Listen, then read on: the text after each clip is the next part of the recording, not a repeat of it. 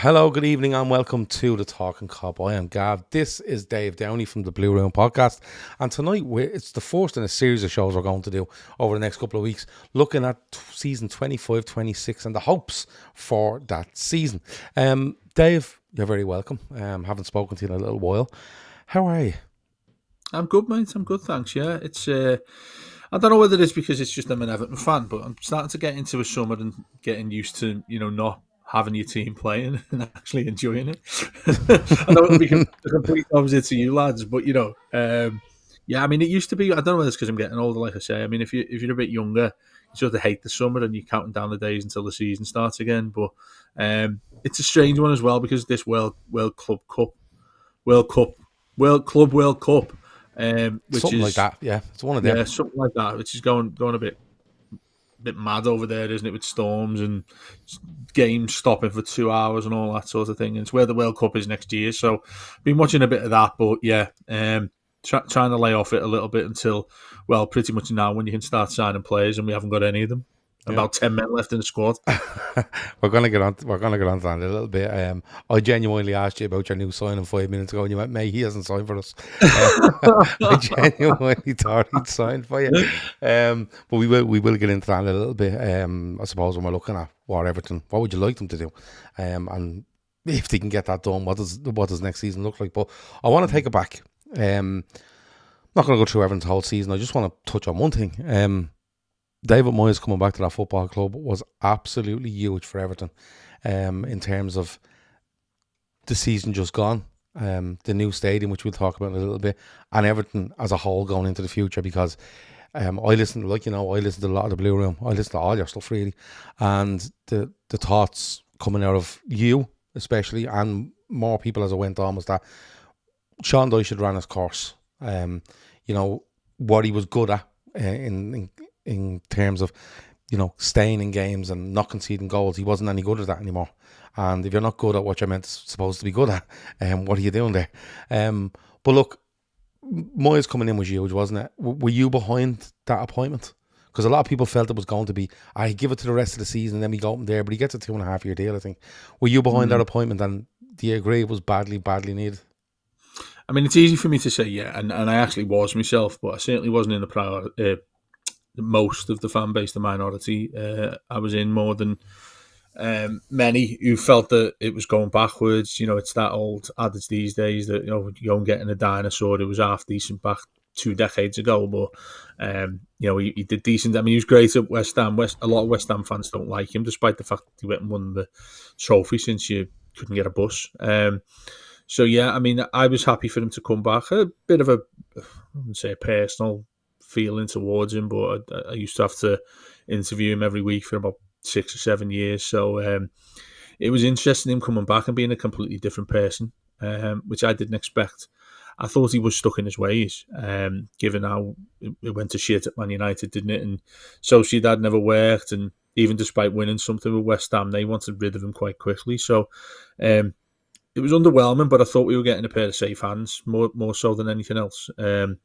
Somebody who had to do a similar job to what Sean Dyche was brought in to do, but we couldn't sit there watching the same Everton that we did under Sean Dyche. It was hard to watch.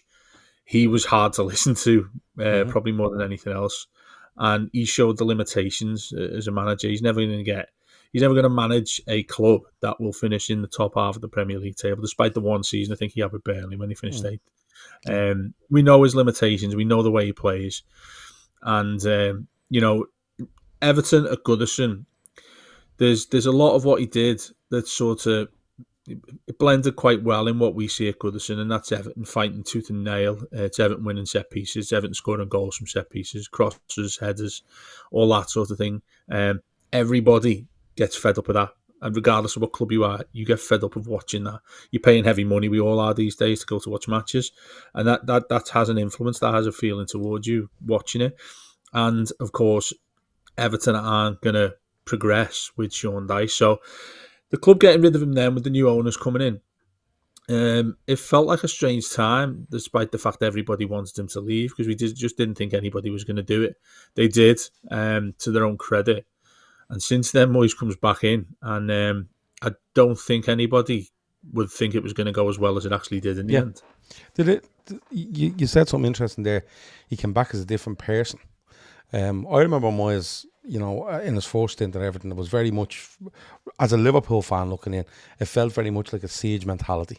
I have to be all Everton. I have to be, the people's club, and after that Dogs of War kind of tag that he had, and he had to put a name on it, and he had to, create this kind of Everton thing for him to be fully part of. I agree with you. When he comes back this time, I don't want to say a more rounded individual. I think he was much more relaxed in his own skin. Because he's seen a lot of Manchester United. He goes to, was it Sociedad he went to? He's had that stint at Sunderland. He's been at West Ham twice, I think. And he wins that Conference League with West Ham, and I've never seen a man happier to win a trophy than David Moyes that night, and completely changed from what I thought of him to how his reaction was to winning that. And when he comes back in, even little things like he talks about facing Salah. And he was like, "Oh, jeez, I hope he leaves," and I hope he leaves at the end of the season. And little things like that, where you wouldn't have seen that in Moyes of 2000 and whatever it was, 3 to 2010 or whatever he was managing Everton, or 12, wasn't it, 13, or somewhere around there. You wouldn't have seen that, and he just seemed to, where Dyche had gone into himself, and like you said, became really hard to listen to because he was telling absolute lies about how they were playing. It reminded me of the time Everton beat Liverpool at 3-0 at Goodison, and Hodgson said it was the best performance of the season, and that's where I thought Dyche was going. But Moyes just comes in, and he doesn't turn them into champagne football, Dave. But what he does is he says, "Look, yeah, we will win set pieces. Yeah, we will win headers. Yeah, we'll fight tooth and nail." But he allowed players that could create or had that little bit extra in their toolbox to go and show it. Whereas Dyche didn't. Dyche had them all regimentally and stuff. And people just seen it and went, they're not going to come out and play against you. Score a goal against them and the game's over. So it was huge to bring him in. And do you feel it was a brave decision by the owners? Because a lot of people felt it was an easy one to go to.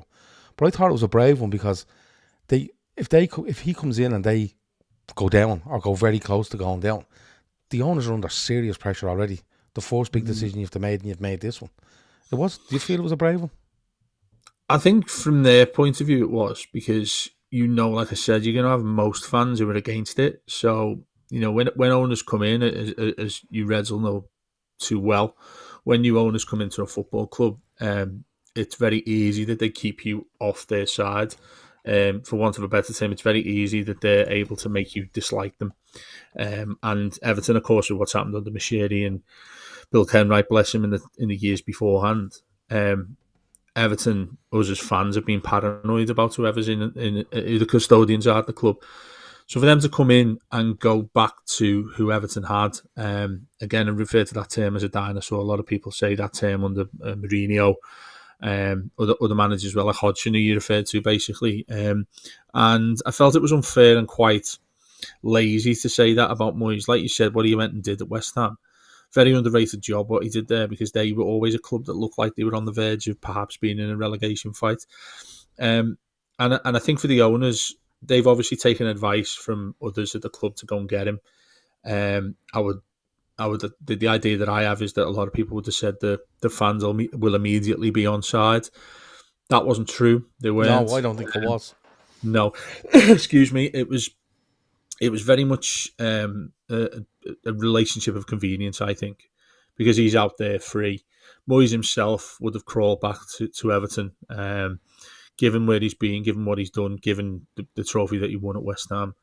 Everton was still a natural home for him when he came from his initial days at Preston to Everton. He just adored the club. I know we could take the piss out of him saying the people's club and all that sort of thing, but he does the people's club thing in order to get fans on side and give them some sort of something to look at. Yeah, we laugh at it, but there's other clubs do other things like that and people laugh at them, but you could see why he done it. Well, what if you've got two big clubs in one city, one of the best things you can do to get fans on board is to anger the other one. isn't it? And for him to come out and Correct. say that like he did, then Yeah. it was a bit of a masterstroke really to get Liverpool fans back. Yeah, it's like when Benitez called Everton a small club. There you go. And then Yeah. when he was Everton's manager, I think they hated him even more than when he was when he was at Yeah. Liverpool. Yeah, I mean, with him coming back, then it wasn't a foregone conclusion of fans to be on his side immediately. First game we played Aston Villa, I think it was only the day after he came back. We got beat 1-0 at home, and it was very easy then for fans to say, "What have we gone and done here?" It would have been many were still saying leave Dyche until the end of the season, then shake his hand and say, "Bye, let's start a new campaign, a fresh campaign, going to the new stadium." That was always in the background as well. The fact that we're going to this new ground, that it was stay up at all costs because we need to go there as a Premier League club. Even then, I think many fans were against Moyes coming back in. Personally, I wasn't surprised. Certainly away from the owners, for the owners to do what they did, and the initial question that were they brave to do so. I think it is because Everton are crying out for change, and that comes in. That comes with baggage of Everton have had, I think it's 10 managers if you include the caretaker ones in the last 11 years. Everton cry out for change, but it's never always been a reason why we've done it. This time there was, because Everton were in trouble of another relegation fight. They had a manager that no one wanted to watch his football. Yet I always felt that I don't care how we play, I just want us to stay up. And I think that's been the mantra at Everton for the last half decade. So when Moyes come back from a personal point of view, I was content with him doing it because we know how we could sort things out. We know he knew Everton like the back of his hand. But there was, like I said, there were a lot of fans who were against this, and what he's gone and done since then. Nobody expected it to go as well as it has, and he deserves immense credit for that. Which I still don't think he's getting too much because of why he left in the first place, because that was quite sour. Yeah, I think when I look at it, I think they had a really good last quarter of the season anyway. Probably a little bit more than that, probably not being generous enough to them there, and they're clear relegation very, very quickly. And there's no doubt that they're not going down. Probably 5 or 6 games in, I would have thought, and you're kind of going, they're fine now. You're actually looking at Spurs and United more than Everton, to be fair, because they just were losing games. Like, even when they didn't play some weekends, they lost games. I think they were that bad. But just going forward, Moyes, because it is the 2.5 year deal, which did surprise some people. I would have thought maybe an 18-month deal. And if you keep us up, we'll pay you that year's wages as a bonus sort of thing. They've done that with Allardyce going back. But what do you think the plan is here? Because, you have the new stadium, you've new owners in place. Moyes has done a really good job. I think you've lost about 8 or 9 out of the squad that are out of contract, which is no harm when it looks at some of the names, because financially Everton need to kind of reshape what they're doing. Do you feel like bringing Moyes in and doing 2.5 years with David Moyes, he'd probably be more tolerant to a frugal kind of way of looking at the market and finances? And then when the 2.5 years is up, David Moyes is nearly handing over the club to somebody younger, maybe with different ideas, and handing it over with a better squad in a better position, both financially and in terms of the league table. And then somebody younger can come and take it on and spend that bit of money that may be there in 2.5 years, because that's what it feels like to me. Firstly, on what you said about the contract he got, I was surprised as well, and I thought initially that it would be till the end of the season, because here's a manager who's been put out to pasture by West Ham. He's not had any offers from anywhere else. Everton have come back in, and he'd probably pay Everton to be their manager. You're going a bit too far with that, but you get the point that I'm making. Him to go and do that, if they offered him a 6-month deal, he'd have absolutely bit the hand off. In any capacity, he would have come back as Everton manager. So to give him 2.5 year deal, I think he's worked that out very well for himself, as opposed to the club saying, this is what we'll give you here. Obviously, there's going to be bonuses keeping Everton in the Premier League. That goes without saying, really, doesn't it? 2.5 years, though, that again from the owners, that's a bold step to do that. Look, it's worked wonders so far. That you can, they're on everybody's. They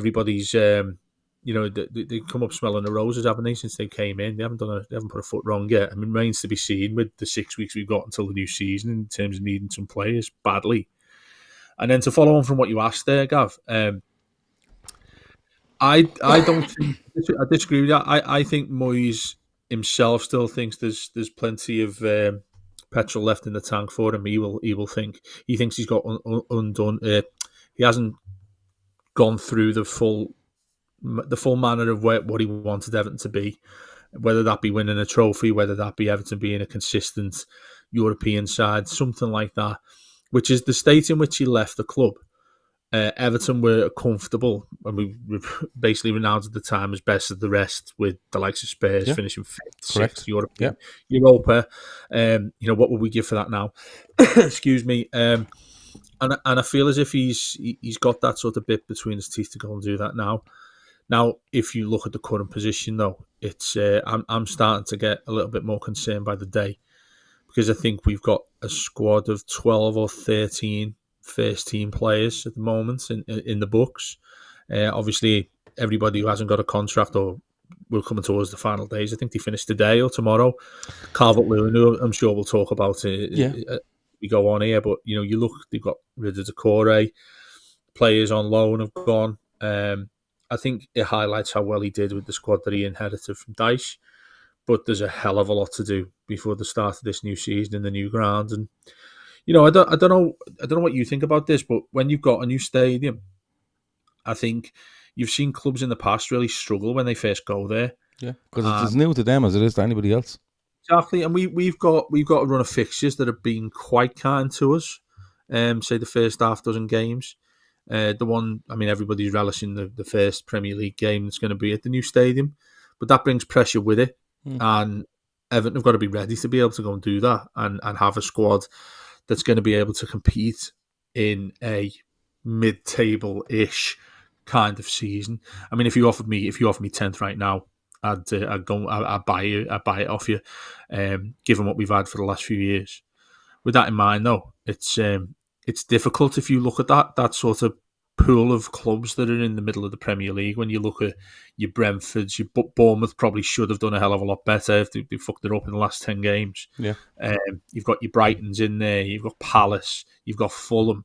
Mm-hmm. That area of the league, they're consistently in that area of the league, and that's as hard to break into, I think, for teams lower down, especially those teams that come up, to break into that bubble. Yeah. But because we speak so much about teams breaking into the top 4 or the top 6, but breaking into 7th to 12th in the Premier League is really difficult for the teams from 13th down to 17th, and then 18, 19, 20 are the teams that come up, and that's why I think you've seen so many teams come up and go straight back down. That's genuine. I think it's so hard to get into there. I don't think there's been a bigger gap between the Premier League and the Championship. I don't think we've ever seen it. It just continues. It continues to widen for all sorts of reasons, financial probably at the forefront of that. But yeah, that sort of, I think it's underrated how difficult it is to finish in the top half of the table these days. Mm-hmm. I think that's Everton's target, especially at the base you're coming from. Yeah, exactly, and that's why it's difficult to put a finger where Everton are right now, with the exception of the players which we have to go out and get. That's huge. But when you think about where Everton's position, where they finished, comfortable place in 13th, but that is sort of it's not realistic to say Everton were a comfortable 13th place side. I would go along with the fact that you've got so many poor teams in that part of the league below them. Like you mentioned about United, like you mentioned about Spurs, I'd be staggered if that happens 2 years on the spin. So would I. That Everton are going to finish above both of those sides, because you would think, well, I don't know what's going on at United, but you think Spurs are sort of trying to get everything sorted out right now when they've gone appointed one of the most underrated managers in the league. I think when you've gone and got Thomas Frank. That's a masterstroke by Levy, but who knows? They're a time bomb all the time, aren't they? But when you get to a position where Everton want to be, Everton want a comfortable season, new stadium, good new players, a platform to build on, that's a lot more difficult than it's very much easier said than done. And that's where I'm at right now. We need so many players in Gav that I'm worried that we're 6 weeks away from a season, and we've got one striker. You got Seamus Coleman going and being given a 1-year deal. Mm-hmm. Now, whilst I say the same word 100 times a day, sentimental. Everton is a sentimental football club. It's what Everton need to remove from who they are. People's Club stuff we've spoken about. I don't want anything to do with that. I don't want anything to do with Goodison Park, with its due respect. Everton need to be a modern day club. Now, we've given Seamus Coleman a 1-year deal. there's every chance right now, if the season started tomorrow, he'd be starting a game at right back because we haven't got one there. Patterson, who I don't know what's going on with him, but he's barely kicked the ball. So Everton are in a really it's a difficult time right now, and they need to put the finger out. I know the window only officially opens tomorrow, but the 6 weeks ago, the window officially opens. You got the states in the tour to the states as well, which I'm thrilled about because it's what the club should be doing. You know this more than anybody else. Clubs being able to go and sell themselves across the globe is a massive part of revenue these days. Yeah. Everton going out and doing that, music to my ears. You've got to have some fucking players to go and do it, though. Well, the thing you're talking about the window officially open tomorrow. The thing is, from tomorrow, it's a new PSR period as well. Right? That's right. PSR, FFP, there's loads of different fucking names for now. It doesn't matter anyway. Just sell your women's club to yourself for 200 million and you'll fix it, like Aston Villa have done and Chelsea before them. But that's a different day's fucking argument. But I think that's where, like I said to you earlier, did you sign that guy off Fulham, Kenny Tete? And he went, no, I think he's staying at Fulham. And I was like, what? Because last week I seen you on Twitter going, looks like Kenny Tete's signing for Liverpool. And I was like, or Everton. And I actually wrote back to you and said, really good signing. But I think, there was a flurry of activity, Liverpool included, in a massive way, in the first couple of weeks of this. But I think when we get up beyond into tomorrow, clubs have a completely different outlook because these signings from tomorrow go into next year's accounts, and teams, obviously Liverpool are in a position to go and do these things before June the 30th. But I think there's an awful lot of signings holding on to the 4th of July. The likes of Zubamendi to Arsenal, has he been announced yet? I don't think that's been announced either. Really. No, I mean, that's been going on for about 6 weeks. How strange has it been, by the way? That I think there was something like a 10-day period where you could sign players officially in June, and then it closed. And it opens again. The reason being is because the window, any given transfer window can only be open for 59 days max. Right, that's the reason why they done it. So they gave 10 days, took a week off, and then went from there, and they got within the 59 days and used the Club World Cup as some sort of lever on that as well.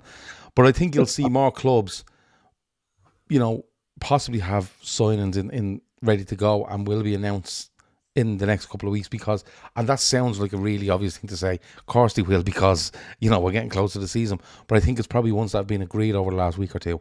And the selling or the buying club are saying, look, can we wait and do this on the 4th of July? And most clubs will be happy with that because it moves them into next year. But you've seen an awful lot of players leave. Dominic Calvert-Lewin will be a free agent. I've seen some stuff. Chris says, he's interested in your take on Dominic Calvert-Lewin. It's a shame he can't stay fit because at one point he looked like he was going to be a top striker. Others are likening Dominic Calvert-Lewin's record at Everton to Duncan Ferguson's, which is very, very similar. But, you're saying you've one striker. I'm presuming that's Beto. What's your take on Dominic Calvert-Lewin? Because I think it's the right decision to let him go. I just don't think he's being fit enough or looks interested enough. And I would argue the last 2 years for Everton. Yeah, I mean, I probably have a little bit of a different take on this. That comment on him being the familiarity with Duncan Ferguson there. I think that's in jest, to be fair. Well, I'll tell you, you say that. I mean, I've been doing my own work today since he left, and Calvert-Lewin scored 71 in 274 games. Nowhere near good enough. But anyway, 71 in 274. Duncan Ferguson scored 72 in 273, which is astonishing, really, when you look at how close they are. Yet, you ask any Evertonian what they think of Duncan Ferguson and then what they think of Dominic Calvert-Lewin, you're going to get players who you think go from like Lionel Messi to, I don't know, the worst strike you've ever seen in the Premier League. That's how adored Duncan Ferguson is. But is that not down to the time Duncan Ferguson played in? Oh, yeah. And the aura that was created around the dogs of war and the this and the that, and he was like the fulcrum of it. Well, you know me by now, Gav. I don't have time for that sort of thing where it's you need someone to pin your hope to kind of thing. But Everton back in the mid-90s did, let's face it. He came in, he punched a few people, he kicked a few people, he got sent off. That was the dogs of war mentality, and that's why he was adored. He's no legend of Everton, in my opinion. And I did a bit of a chat on this on Twitter today. Do people class him as a legend? He's an icon. He's a bit of a cult hero, Cult but he's no. hero, I think. Yeah. Yeah, he's no legend at Everton.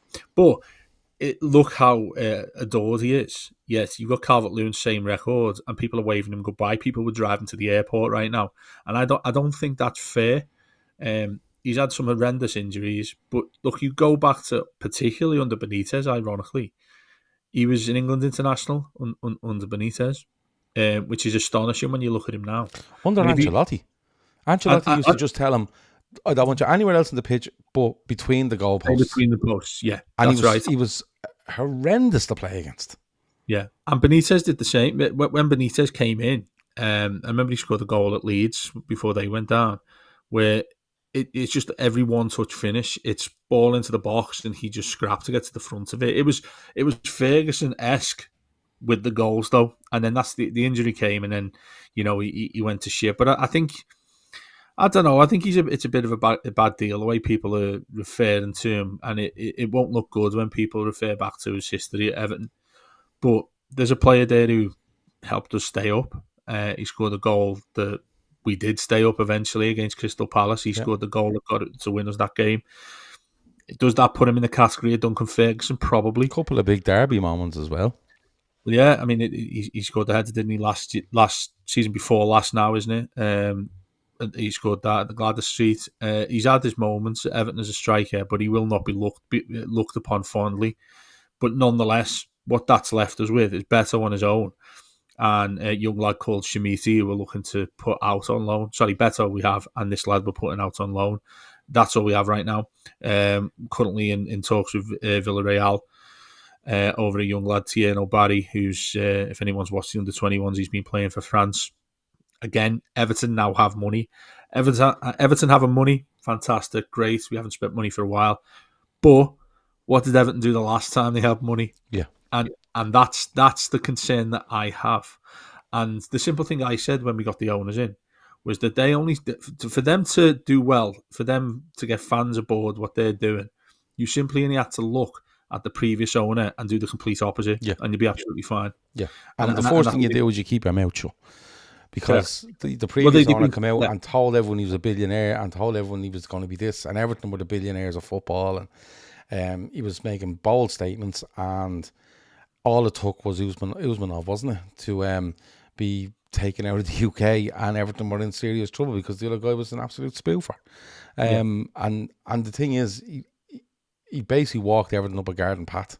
That's what he done. And, they have money. I'm presuming that's because of the takeover and how much you can offset against that. And then you have the stadium. And look, people think in Everton building a stadium, everything's rosy again.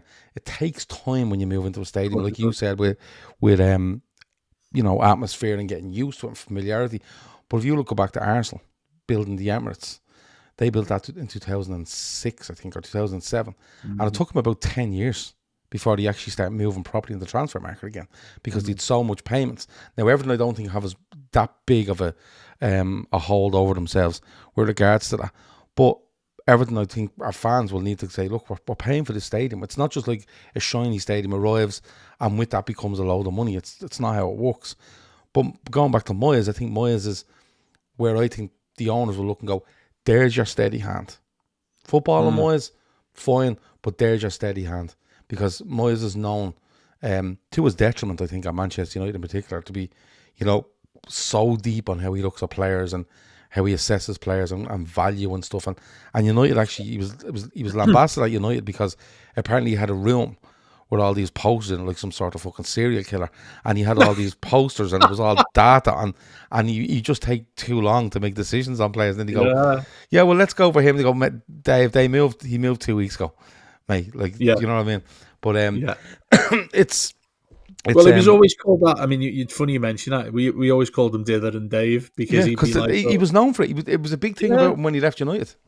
Yeah, but I'll tell you something though, Gavin. He could see a player, and that's why I'm really intrigued to see what he can do in this transfer market. Now, what Everton have gone and done, on a bit of a side note, is similar to Liverpool's model when you had Michael Edwards in there, when the Liverpool were making some ridiculous signings, when you remember the Charlie Adam times and Aquilani and all that. Dave. Well, yeah, there you go, and so do I. Remember speaking to him the day he signed when he had him and some ridiculous goalkeeper, and it was when I think Jordan Henderson came in as well. And we know that he was the one diamond that Liverpool signed at the time under Kenny, wasn't it, back Yeah, then? But Everton have finally realised, probably far too late for this, that they need to put some sort of panel, committee, whatever phrase you want to don't call it use. a committee, Dave. You end up in trouble. Well, there you go. But you've got people who know how to do transfers. You've got people who know footballers. You talk about data, everything like that. That's the modern day football, whether you love it or hate it. Everton wouldn't get any further if they just had Moyes as the be all and end all of signing players as it is. I don't think football works that way these days, and I think Moyes accepts that. And now they've put in a structure where he's going to be at the head of the table, but he's going to have everything sort of information, everything given towards him in order for them to make a combined decision as a team. Now that is how, in my take, Liverpool have done so well in the transfer market, is having a considered approach where you've gone and look. Liverpool's reputation does a hell of a lot more than Everton. Let's be honest right now. I think that right now he is in the best position he probably has been at Everton, because if you look back on the 11 years he had with us, the one thing he never had was money to spend. Yeah. He never was given what Moshiri come in with. He was never given a massive checkbook by Bill Kenwright. He ended up going and getting players from the Championship who ended up brilliant for us. You think back to Baines, Lescott, Cahill, Seamus, the 60 grand song, all of that is under David Moyes. So that's why I'm really intrigued, and I'm positive about what we can go and do in the transfer market. And he does actually have money, because the player I've just referred to then, that Thierry Barrier, Villarreal kid, 21, playing for the under 21s. Not seen much of him whatsoever, but Everton are apparently making in circa around £30 million bids for the player. With the lack of squad we have right now, you can only feel as if, and you wouldn't blame fans for thinking that, well, if we're going out and spending 30 million quid on some kid, then surely they must have that sort of money in the coffers to go and sort out the rest of this area. But it could be a money ball sort of thing, because Liverpool get accused of money ball all the time, and Liverpool haven't really been money ball. Coutinho was money ball. You buy him for 8.5 million quid off Inter Milan in January 2014. Yeah, January 2014. And, you're selling for 142 million in the January 2018. So in that 5 years, you've got great return off Coutinho. He's still very relatively young when they sell him, and that's Moneyball. But if you look at, Suarez is signed for 20 odd million, we get 75, but he's going around trying to eat people. You know what I mean? So, it's one of those where he probably has to go. But other than that, well, Liverpool, well, he was. But and if you look at the likes of Mane, Liverpool could have went out and spent 40 or 50 million on a winger, but they didn't. They looked and went, right, what can we go? And like you said, data, and Liverpool's approach was, I don't think pragmatic, maybe not, but I think it was a measured and detailed approach. So they look at Mane and they say, right, we can get Mane for 30 million quid, right? Now, when Mane leaves, I think he leaves for about, does he leave on a free, or he leaves for a nominal fee anyway? But look what you got out of him. Correct. And you see, that's where you have to balance up value. You know what I mean? It's great signing a player for 10 and you get 50 for him, right? But you're probably only getting 3 years out of him and you're getting 50. Whereas if you sign a fella for 30, like this guy, and in 4 years' time, he's going for 70 or 80, brilliant. But if you're signing a guy at 25, 26, and you're getting 5 years out of him, and he was 30 million, and he's going for a nominal fee, you've got 5 years out of him, really good 5 years. And I think that's where Everton will go. Instead of shooting for the stars, I think Everton should be looking, going, right, well, listen, if we wanted a striker, there's our 50 million one, probably too pricey, right? We'll do the 30 million, and if he's any good, we'll get the fee down the road. And if we're successful, we'll probably get another bit out of him. And then if he goes for a nominal fee after 8 years, you've got 8 years. You know what I mean? Whereas for me, the approach with Usmanov and the other fucking fella, whatever his name was, Moshiri, was, oh, look at us signing Gylfi Sigurdsson for 50 million quid, and look at us signing the guy that you're trying to give a new contract to, which just blows my mind, Keane, wasn't it? At £30 million. And you're like, what's going on here? You know what I mean? And I think I think it serves Everton much better to say to themselves, let's look at a really good player, forget the value at the end of the contract because we know we're getting quality there, or we're looking at a guy like this guy at Villarreal where in 3 years, 4 years you make a lot of money, or if he stays for 7 or 8, you've got 7 or 8 great years out of him. That's where the value is. And to be honest with you, Dave, that's where Manchester United should be looking as well, because they seem to sign as big as possible, and they're all sitting there like Casemiro's not going anywhere this year, Dave. He's on 350 grand a week. No one wanted him 6 months ago. They wanted him out, and all of a sudden he's staying and everyone's happy, and you're like, well, they're not, because he's costing you another 7 to 8 million quid in wages. And United are they're trying to look at the next one down, like Mbuemo and Cunha, but it's still costing them 70 million quid. Do you know what I mean? Because of what's gone on before, because they know United will pay the money. Yeah. It's mad. But a question from Red Steve. He says, has Dave been to the test games at the new stadium? He heard it's a mare to get out of. Yeah, he's nailed it there in that question. The stadium itself is fantastic. It looks fantastic. Let's be fair. Could not have hoped. Everton, and you know how much I criticise Everton, they've done the best job they possibly could have done getting a new stadium. You still hear Blues kicking off the fact that it's no bigger than Anfield and all that. There's always a reference to Liverpool, isn't there, when it's Everton, let's face it. Yeah. But he's spot on there in terms of getting there. It's ridiculous. I mean, the council have just been a mess over it. The club itself can't be blamed too much, because it's not on them to organise the way in and out. I mean, Sandhills, many Blues will have been there who are listening and watching, will have been to Sandhills, possibly coming in and out of town or going to Anfield or Kirkdale. Sandhills is probably the smallest train station you've ever been to, yet it's the main direction, it's the main place that you come out of a train to get to Bramley-Moore, and it's about a 15-minute walk from then. You've been to Liverpool City Centre. When you get off at Lime Street, it's about 40-minute walk, to be kind, to Bramley-Moore. So where it is, I mean, I don't think anybody fucking realised that when they decided to try and put transport to it and infrastructure, they didn't decide that, well, this decision was made to build a stadium there 8 years ago. We've done absolutely nothing about it.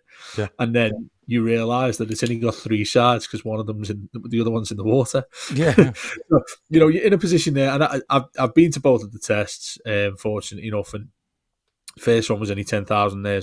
One the test events, the second one there was half, so 26,000 there. The second one, everybody coming from the same direction is really difficult. You add to that, you've got away fans coming there as well, and having obviously a section. I think, have you been to Spurs yourself? No, I haven't been to Spurs. It's a lot, and Everton, though, when they started building this, took a lot of a guide from what happened. What happened sounded like it was bad. What Spurs did, and the away end at Spurs is almost identical to the away end at Bramley-Moore or the Dickinson Hill, whatever you want to call it, Gav. Because I know you want to take the piss. No, I don't. Just on that. Yeah. Just on that quickly, right? The only thing that made me laugh, and I understand Everton have got a sponsorship deal, 10 million quid a year. I think that's a bit low, but anyway, but they've got it. But the only thing I did laugh about it was Everton fans going, it'll never be called the Hill Dickinson. It'll be Bramley-Moore. It'll be MD. It'll be this. And I was like, no, it'll definitely be called the Hill Dickinson, because the Premier League and all the broadcasters must refer to the stadium as their name. And it's like they literally cannot call it Bramley-Moore Dock. They can't, because they have to refer to it as its official name, which made me laugh about the Everton fans. But I couldn't really give a fuck what it's called, Dave, to be honest with you. Well, no, mate, you can call it whatever you like as long as Everton win games. I don't really give a shit, to be honest with you. Got that fair, Dave, but go on. I know you wouldn't. Like I was saying, that the stadium itself, when you actually get the way they've structured it, the way everything's obviously, there's always a nod towards the past in the right way. And I know I'm not contradicting myself when I say that. I don't think when I was talking about you need to leave Goodison behind and everything that happened. No, yeah, history is important. Yeah, there's and Liverpool more than anybody else will know that.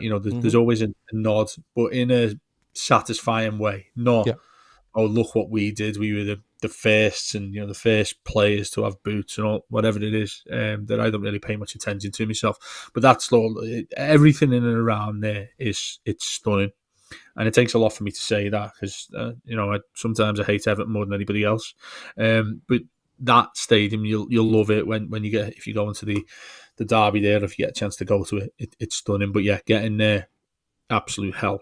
It's ridiculously difficult. If you're going to a game, if you're going to a 3:00 kickoff, the interesting thing the club have done is they want to encourage, and like any business, they want to get as much business as they can, as many people as they can into the stadium. So they're opening at 10:00 when there's a 3 p.m. kickoff. They're encouraging everybody to get in, all sorts of bars, all sorts of food outlets, all sorts of stuff like that. Well, that's great. But if your main way into getting to that stadium is to walk in from Lime Street or Central Station, the middle of Liverpool, are you and me going to Bramley Moor, whatever they're calling the stadium? If me and you are walking down there and it's taken us 40 minutes to walk a couple of miles, do you think we're going to put the blinkers on and not have a look in a boozer that's either side of us, or No. not go somewhere to have some food on the way? I'm definitely staying in the city centre, and I'm leaving 50 minutes before kickoff and walking to that ground, because in my head, most of the crowd have gone in, and I'm just, arriving when it's not actually packed to walk into. So my point is with that is that you've already got a load of ale on the way, if you're inclined to do so. Yeah. You've already had your food, because it's a hell of a lot cheaper than when you go to a Premier League ground. Yeah. So it defeats the object of opening it so early, unless you severely lower prices, which is never going to happen because it's a Premier League stadium. So that to me is counterproductive, what they've done with that. If they're looking purely to suck in revenue, great, everyone can turn up at 10:00. I get maybe tourists, that side of thing, that's going to be a big draw to be able to go there so early. But if you're a season ticket holder like me, I won't be going anywhere near that stadium, probably maybe in the first few games yet, to see what's going on. I'll go in there maybe at 12, and I'm sure it'll be great to the bars in there, but you're probably going in and paying what, maybe £8 a pint, something like that. Maybe that's a reasonable estimate. In a plastic glass, and the chances are it'll be warm. Exactly. Yeah, and then exactly. Well, if the Upper Kenny in Liverpool, if the Upper Kenny Dalglish stand in Anfield's anything to go by, it was just constantly warm bottles of Carlsberg. It was horrendous. But then when the alternative is getting off a train and walking into an ale house that's half the price, what are you going to do? So you know what you're going to do. Exactly. So that's exactly what the situation feels like it's going to be. Add to the fact that it's a bit of a piss take to get inside the stadium and get to the ground from a train station or a main road coming out of Liverpool. Yeah. If there's an evening game, Gav, sorry to bang on about this, but when there's an evening game, kick off 8:00. You've got people, if you go into the game, you've got people coming out of the city who've worked there. So they're all going home towards, in the north, towards, say, Southport, that way, that direction, Bootle, Sefton. They're going that direction. You've got people going the game coming in from that. Can you imagine what the traffic's like? Yeah. And in that first time I went, the 10,000 test, my missus dropped me off about, I don't know, I was lucky, it was a 5-minute walk from where she dropped me off, and that was in the main road out of the city. The only reason she could drop me off is because it was gridlocked for about half an hour. Yeah. So I was able, luckily, to jump out of the car. There's nowhere to park within a, say, 1.5-2 mile radius. The houses around there, the residents, they've been offered an extra blue badge. So say you live by a football stadium, Gav, I'll ask you this question, and you've got a badge to park your car out of your house, rightly so, and you are given a second one. What would most people do if they're given a second badge? To be selling the badge every week. Correct. And that is actually, that is what's going to be a massive issue, particularly, and we haven't even looked into what it'll be like for the disabled fans. So you're going to have, if you have 100 people around the area selling a blue badge for the day, you're going to have 500 cars trawling the area trying to find someone to give them a blue badge. If you live in a cul-de-sac, can you imagine how many cars are going to be in there, and you want to get out to go to Tesco on a Saturday afternoon? Listen, it's all sorts of shit going on there, mate, and we're 6 weeks away from a game, and we've still heard nothing back from the council and Steve Rodham. It doesn't help that he's a Red, of course, but yeah, mate, it's a quagmire of shite right now, and it's still silence from it, Yeah. which is incredible given Maybe where they're we going are. down the So, maybe they're going down the route of look, put the see how first it game happens. on and see what happens. Yeah, genuinely. Yeah. I mean, the Um, other thing is, and this is absolutely, I think this is a reasonable suggestion that it's quicker for you to go over to the Wirral and get a ferry nearer the stadium. It's actually feasible that you could go do that. yeah, And like I said, one side of it's on the Mersey. You're gonna have to go and use it if everybody else. You've got 50 odd thousand people all trying to get into one condensed area. yeah. Things are potentially dangerous. It feels like nearly that part of Liverpool's city centre, and you can go out as far as you want, I suppose. Is going to have to be nearly cordoned off, and traffic rerouted and stuff like that in order for probably 2 hours before the game and 2 hours after the game, and that'll happen once, and then everyone around Liverpool will go, no, we're not having that. I see it up around Anfield when when they close stuff off, and very soon after the game at Anfield they're like, take the barrier away. I'm driving down this street and I'm driving down that street, so it'll be interesting to see. The thing is, we are being given so many alerts here because it's a completely different thing. But you look what's happened with Liverpool's parade. You look at the areas in and around the city. Liverpool's quite a small city. If you look at the city centre itself, very condensed area. If you've got that when you go to a match and you've got 50 odd thousand people going towards in the same direction, it needs to be. And it's more when you come out. It's more they're coming out in the one direction. Like if you're at Anfield, you can go either way up the Breck Road. You can go either way up the Anfield Road. You can go into the park. The park's the main thing Liverpool's got. Yeah, and but as well as that, like if you walk out of Anfield and pick a spot you want to walk to, there's 4 or 5 different ways you can come out of Anfield and get to that. You know what I'm saying? So when you see people disperse from Anfield, they're going in all different ways. If you drew a clock face over Anfield, they're all heading to different hours. The sort of way in the clock face. Whereas when it comes out of Everton, there's 50,000 coming out onto basically what's a T-junction, because that's what it is. But don't forget here, Gav, that I went to the second test, which was half the amount of people, and there was still absolute chaos to get that ground. That's half of the amount of people that we're going to be seeing second week in August or third week in August when we have Brighton in the first game there. And yet it's just been silence from the council, who incidentally decided to, and it's funny if you look at it, you probably YouTube it if you've got the time, Steve Rodham, obviously, the mayor of Liverpool, it decided to put a fan zone on the rails just outside of Sandhills train station. And like I say, if anybody, just have a look at it on Google Maps or whatever, Sandhills train station, like I said, it's tiny. They were just putting in three carriage trains as well. It was like if you got, and it's probably an insult to kids, but if you got a kid to play with a train set, they could do a better job of how to get from there, get to the train station and get to the new stadium. So there's all sorts of issues with that. Which it's gonna dampen the optimism of going. But the only thing I would say is that if you didn't foresee these problems, you'd probably go in and get much more annoyed when you come out of the game and went, "What is going on here?" But they have one more chance, Gav, because the game we have the week before, which I'm intrigued to see. Actually, Roma, we've got Roma. Yeah, Roma, but there's also a Legends game before that, so I don't know if it's a Totti and all that is there. But that is the test you've got to finally say, listen, we've got a week now. I think they're going to end up closing off streets, and they're just going to send people into 3 and 4 different directions in streets. Yep. And a half an hour later, they just take the barriers down, and then everyone's dispersed. That's the only way I can really see it. Just one more thing on it, Gav, by the way. Just going into the Dock Road where you can get into, basically, if you're coming all the way from Sefton, it's just one long road. Yeah. It's parallel with the Mersey. There's a small bridge there, the Titanic Hotel. Many people will know might stay there. There's a small bridge with the river that comes in that's next to the hotel, and they had to have somebody. It was like an umpire at the tennis. Bear with me here. He was on the top of these steps sitting there, and they were only allowing 100 people at a time to cross the bridge because the bridge could collapse. Oh, for fuck's sake! It was 100 people. Stop. They all go through. Another 100 people. Someone check the bridge there. Yeah, it's okay, right? Another 100. It's a Premier League football club who've gone about that was it was commissioned 8 years ago, and you've still got Liverpool City Council doing that. Yeah, it's. Said it all. I genuinely think it's going to be a case of put them in, see what happens, and then we go from there. But listen, you never know. It could be like rescue boats bringing people out of the ground. They might literally just go for lifeboats and bring them down to Albert Dock and disperse them Yellow there or something like submarine, that. mate.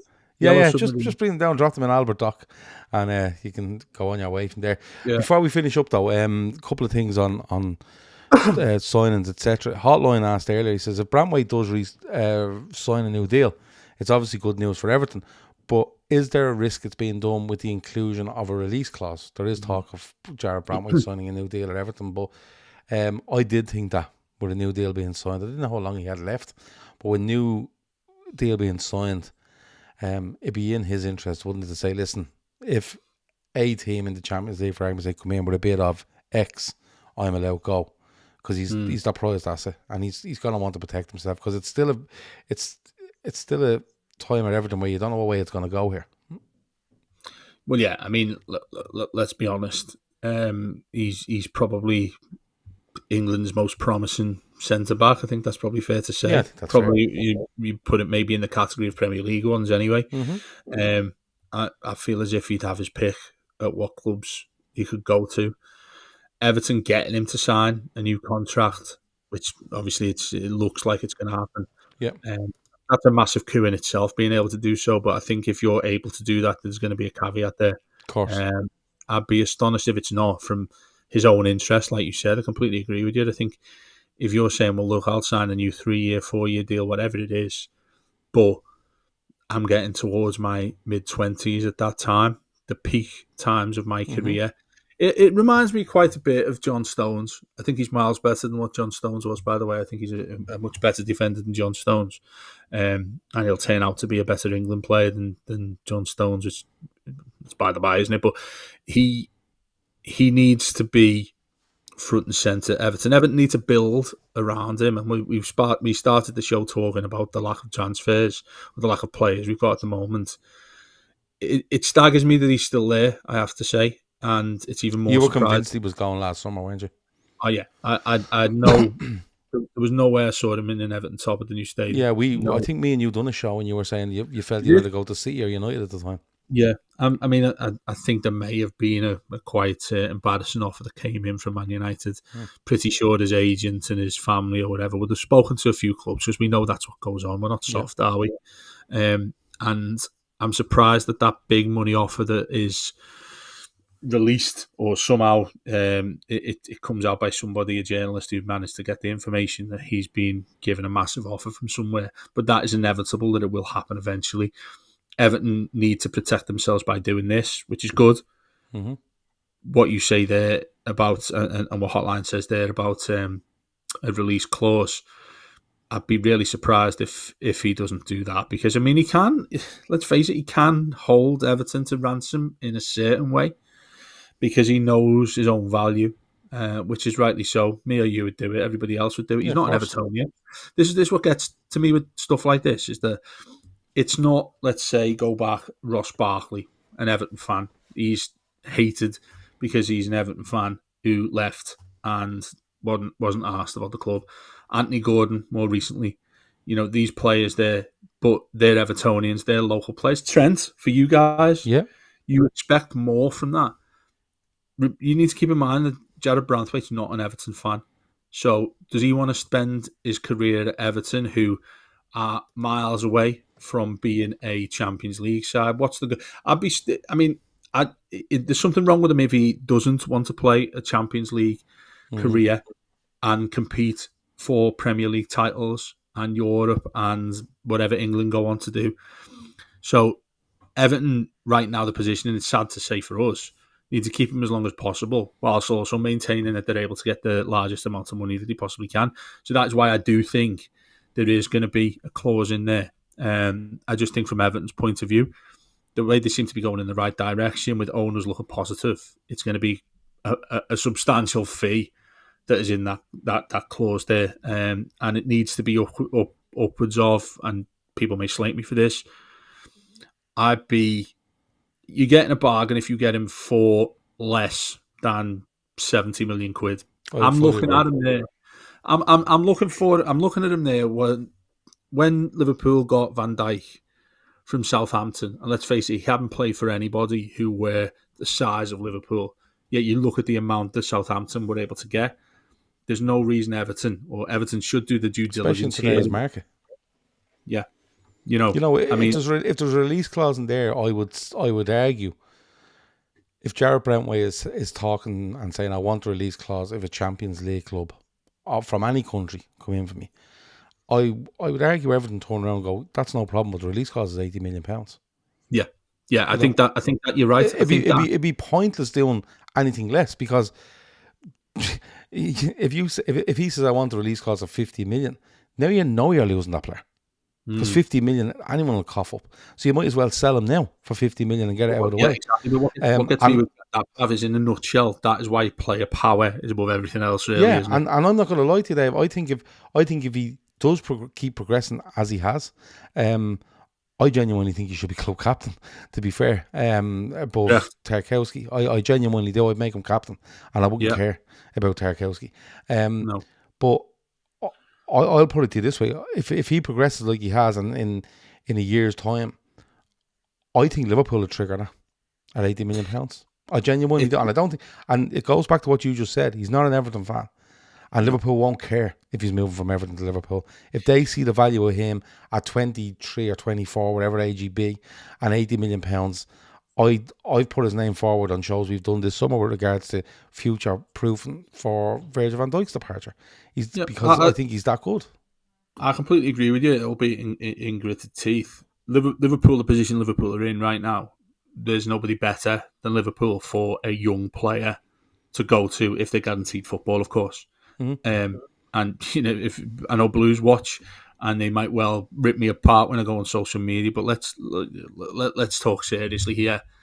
If Jared Branthwaite wants to progress his career, which any young footballer should be doing, and Liverpool are interested, you're gonna be looking at making a deal with Liverpool. Well, it won't be, of course, but from the player's point of view, if you're telling a player in a year's time or 2 years' time, if Everton get 2 years out of him, if you're going to Jared Branthwaite and saying, listen, Virgil van Dijk is not leaving the club, but we're going to extend him for 1 more year, but we see you as his replacement. What does that... this is Virgil van Dijk. This isn't... You're not replacing Martin Skrtel here. You're not replacing Dejan Lovren. You're replacing, I think, the best centre-half possibly Liverpool have ever seen. Along with Hansen, I put the two of them up there. And listen, I'm not going into where he ranks in Premier League because people just shouting Nemanja Vidic at you, which is mad. But you know what I'm saying? If you're telling a player, regardless of where Liverpool are, Liverpool in 2 years' time might have another league under their belt. They mightn't. But if you're, as a club of Liverpool, going to Jared Branthwaite or any other centre-back for that matter and saying, we see you as the man to replace Virgil van Dijk, that you can't get a bigger, endorsement of a player. You just can't, because he's the best centre-half in the world. Correct. In my opinion. And I think he's more than capable of going on to do that. Of course, we don't know what his future holds. He might be an absolute flop. You don't know what this is going to happen. But right now, it'd interest me if Liverpool came in for a big offer with him right now. I know it's obviously he's going to sign this deal and stuff, but if Liverpool came in with 80 million, I think Everton would struggle to turn that down. And I think, like I said, he's not. And a I blue. think the player to push it. Of course, I don't see why not. And again, taking away that I'm an Evertonian, he'd be foolish not to, and that takes a lot for me to say, as you know. You see, I think in the last when we spoke about this last year, I really liked Branthwaite, but I thought he was Man City or Man United bound. Because I felt like a move to one of them clubs for differing reasons would have progressed him. I think he would have went into United and being the main man at centre back for Manchester United, in my opinion, or he would have went in and complemented what City have and the way he plays, and nearly being the replacement for John Stones or a Diaz or wherever there, and may have just into such a big and good squad that he could have found his way into that. But I think right now, if you're picking a club for Jared Branthwaite, and I'm not saying this to wind Everton fans up, I think it's actually Liverpool, because I think Manchester United are a basket case for me that don't know what way they want to play. They don't know who they want to play on the pitch, and I don't think they know. I don't think the manager knows if he wants to be there or not. And Man City for me looks like in transition, but I feel like Pep Guardiola is on the brink of just making a decision where he goes, I'm out. And I just think where Liverpool are and what Liverpool will need in the next year, I think Jared Branthwaite will be right at the top of that list. Whether did he do it or not? How long has Van Dijk got left? 2 years. And you think he is it throughout those 2 years he's going to still be the main man at Liverpool, or do you think it'll sort of edge out? I think he will be the main man for 2 years, and then I think he'll extend for a year, and then I think when he goes to extend for a year, I think Liverpool will bring in his replacement. That's what I think will happen. And I think if Everton could get 2 years out of Branthwaite, and then he goes for 80 million quid at 20, would he be 24 years of age, 25 years of age? I think it's absolute perfection. Left sided, good on the ball, fast, good in the air, decent footballer. If you're naming me a centre half right now, I've said Branthwaite, and I won't veer away from that. And I don't think Liverpool will care that they're buying someone from, well, I would across the park. We can still say that. I don't think it affect Liverpool, and I don't think it affect the player. There's an intriguing one just to put you there finally on that. There's the lad who's next to him who I think could be equally, if not close to being as good as him, and he's playing right back for us at the moment, and he's not too far from your neck of the woods in Jacob O'Brien. He's going to be top class himself as well. But he should be centre half for Everton next season beside the other fella. But this goes back to the right back. But exactly from what I said to you about James Coleman getting a 1-year deal. I think right now Jake O'Brien's Everton's first choice right back, which I don't have a problem with, of course. But when you've got Tarkovsky sort of, he's in the sunset part of his career. Let's face it, the dream would be Branthwaite and Jake O'Brien as the two centre-backs. Probably not going to happen because I don't live in a dream world with Everton Football Club. But, I was really impressed by Jake O'Brien at Anfield. He's the season. I thought someone else to keep an eye on. And he's done a similar thing. He went abroad, made his trade there, come back, and he's been brilliant. Big, strong footballer. It reminds me, and maybe I'm doing a bit. Where I think the right in the alleyway of similar to Van Dijk is, they're big lads, but what doesn't come with that is pace, and the pair of them are really, really quick. You don't often get both. You normally get big players who aren't quick, or you get quick players who aren't big. Both of those are both of those things, and that's what's a rarity these days. So that's why they will both go for big money. And I couldn't get over Dyche not playing Jake O'Brien centre back. I just couldn't get over it because you're messing around here with Keane and you're messing around with Tarkowski. Genuinely, I watched Everton half a dozen times probably, Tarkowski and Dyche, and literally all James Tarkowski done was head the ball or kick it diagonally 70 yards. Genuinely, that's all. I just couldn't make sense of him. But Jake O'Brien should be going in there, and Everton should be prioritising the right back. Seamus Coleman, fine. He's at the club fucking about 20 years or something now at this stage, right? But he should be kept on because he has levels, and he has expectations of what Everton want to be and should be, and people will laugh at that, but if you go back to Henderson and Milner and people like that, it's standards, and people laughed, oh, you can't just build on standards. Yeah, you can. They do a lot more than just play. They do a lot more than they mightn't play an awful lot in Milner's case at certain times, but he has the standards to make sure that anyone going on that pitch for Liverpool keep that standard, and it's Coleman should be kept, but you have to sign a right back if you want to play. And Tarkowski got injured, didn't he? So I don't think he'll see the start of the season. So you have to play this guy centre back. But before we go, 2 questions, right? Before we go, one signing you would like them to make. You can give me any name. And what you would like Everton to do in terms of league, cup, etc. Davey T says Everton 10th and a good cup run. That's his prediction. I have a massive issue with that. Massive issue. 10th place. Yeah, give me it now. I can't stand the term cup run. If it's a cup run, take me out of it now. Don't even enter because it's not a cup win. It's not, you're gonna lose that final. Absolute waste of time. Absolute waste of time. Look, many listening to this will be on about the 1995 stuff. Everton made the final 2009 against Chelsea. Who sat here remembering and enjoying that? Absolutely nobody. I remember you going 1-0 up in the first few minutes, though, didn't you? I'd take 17th and staying up on the final day of the season on goal difference, or having to score a goal in the last minute if Everton went and won the League Cup. Everton need a trophy. Everton scored I was 8 years old last time Everton won a trophy. So I'd take that at every price you could give me other than getting relegated. So, but his predictions there are perfectly reasonable. A cup run, it's But it's not frustrating. reasonable because Dave hates it, Davey. Dave, Exactly. Dave Downie feels you're being reasonable but completely out of order at the same time. Okay? That's how we're going to do it. So, forget the cup runs. Top 10 in the league, are you taking that? Yeah, absolutely, yeah. Okay. I'll tell you what, though, mate, the way things are these days, it might well be enough for a European position, the way it's might going. be. It might Three-quarters genuinely be. of the league. There'll be about 4 teams in the Premier League next season that won't qualify for Europe the way things are going. Yeah. And one player you would like to see them sign. Can I give you two? Yeah. And it might not surprise you, the two former Everton players. One of them's Richarlison. And a lot of people will be turning this off right now, but I'll go and get Richarlison back in a heartbeat. Right. And the other one might surprise, but I would go and get Romelu Lukaku as well, because he's still banging it in over there, isn't he? In Italy, huge money though. Well, I mean, you look. One thing we didn't hit. Maybe it's one for another conversation. We'll have no doubt. But if Everton's owners are trying to go down the avenue of making a marquee signing as new owners, not in a Machiri-like way of going and paying 30 million quid for the likes of Sigurdsson and Michael Keane and Moyes Keane, then if they're going down somewhere that they're serious about and they want to win Everton fans over, you go and get somebody who's Everton's top Premier League goal scorer, bring him back while he's still at his prime. I'd go and take that.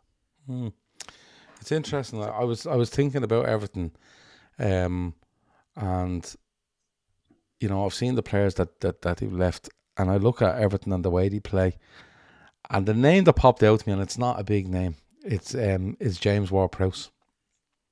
Sure. And I think the reason being, I think he plays under Moyes at West Ham.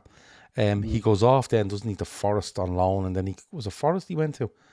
He went somewhere on loan, and then he came back to West Ham and started playing games again. But when I look at Everton, I think to myself, and I've watched James Ward-Prowse in the flesh at Anfield, and the thing about me is he's not going to tear around the place here, but he's going to protect. He does really well protecting, and he just plays simple passes and keeps the ball moving. But if you get him anywhere within 40 yards of goal from corners, free kicks, he's wicked at them. Now, I mean, like I stood behind one of his free kicks that he was just putting in the box at Anfield. And the fucking dip and speed he puts on them. I'm not surprised teams concede so many goals from him. And I just think at the stage of the career he's at, I think what Everton, in losing a couple of midfielders and probably needing someone just nice and steady in there that comes in, passes the ball really well, works really hard for his team, and is a threat at the same time from free kicks, corners that can be dangerous for usually an Everton side that are quite good in the air and at set pieces. I think when I'm being a former player of David Moyes, I'd be interested to see if there's any movement in that. There's probably fuck all in it, Dave. But I just thought the way they play, David Moyes, that link, his name popped into my head earlier just as a signing. I wasn't going as big as you. It was just something that came into my head.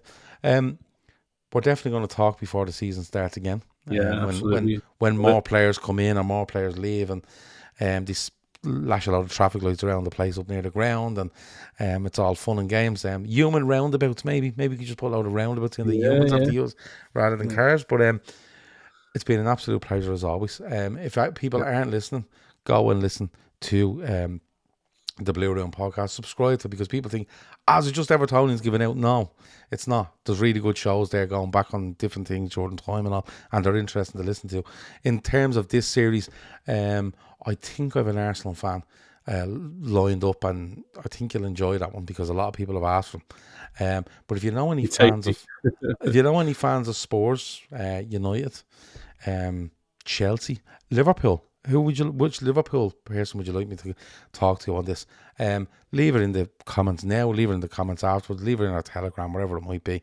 And thanks for liking, subscribing and commenting. If you want to check out our Patreon, it is patreon.com/Talkin Kop, and the link for that is in the description. That's flying at the moment, and loads of stuff coming there as well. Dave, anything else before we go?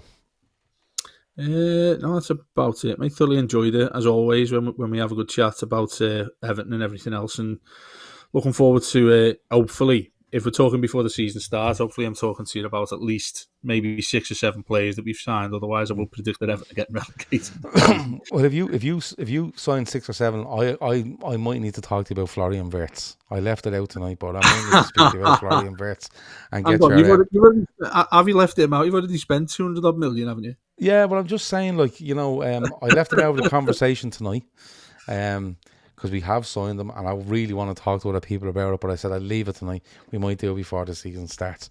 That's been it. That's been the Talkin Kop.